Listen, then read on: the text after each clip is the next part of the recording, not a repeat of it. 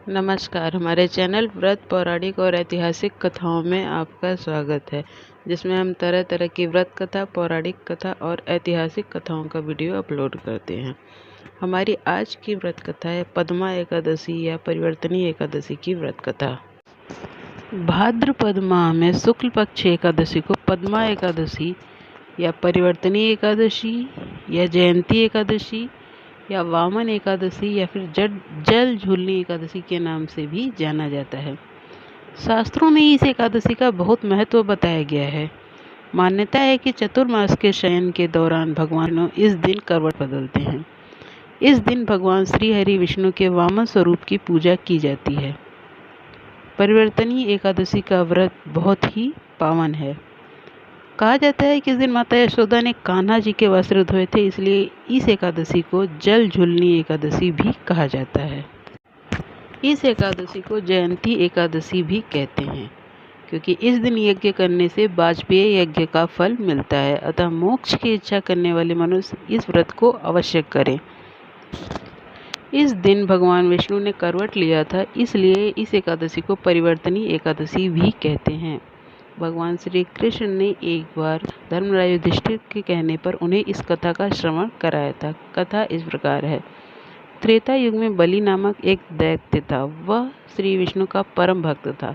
विविध प्रकार के वेद सूक्तों से उनका पूजन किया करता था और नित्य ही ब्राह्मणों का पूजन तथा यज्ञ के आयोजन करता था। लेकिन इंद्र से द्वेष के कारण उसने इंद्रलोक और सभी देवताओं को जीत लिया। इस कारण सभी देवता एकत्र होकर सोच विचार कर भगवान के पास गए। बृहस्पति सहित इंद्रादिक देवता प्रभु के निकट जाकर और नतमस्तक होकर वेद मंत्रों द्वारा भगवान का पूजन और स्तुति करने लगे। अतः श्री विष्णु ने वामन रूप धारण करके 5वां अवतार लिया और फिर अत्यंत तेजस्वी रूप से राजा बलि को जीत लिया।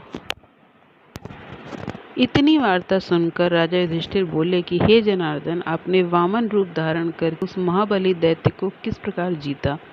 श्री कृष्ण कहने लगे, मैंने वामन रूपधारी ब्रह्मचारी बनकर बलि से 3 पग भूमि की याचना करते हुए कहा, ये मुझको 3 लोक के समान है और हे राजन, यह तुम्हें मुझे अवश्य ही देनी होगी। राजा बलि ने इसे तुच्छ याचना समझकर 3 पग भूमि का संकल्प मुझको दे दिया और मैंने अपने त्रिविक्रम रूप को बढ़ाकर यहाँ तक कि भूलोक में पद, भूअरलोक में जंघा, स्वर्गलोक में कमर, महलोक में पेट, जनलोक में हृदय, यमलोक में कंठ की स्थापना कर सत्यलोक में मुख, उसके ऊपर मस्तक स्थापित किया। सूर्य, चंद्रमा आदि सब ग्रह, गण, योग, नक्षत्र, इंद्रादिक देवता और शेष आदि सब नागगणों ने विविध प्रकार से वेद सूक्तों से प्रार्थना की।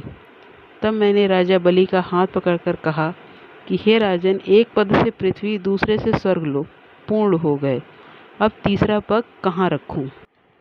तब बलि ने अपना सिर झुका लिया और मैंने अपना पैर उसके मस्तक पर रख दिया, जिससे मेरा वह भक्त पाताल को चला गया। फिर उसकी विनती और नम्रता को देखकर मैंने कहा कि हे बलि, मैं सदैव तुम्हारे निकट ही रहूँगा।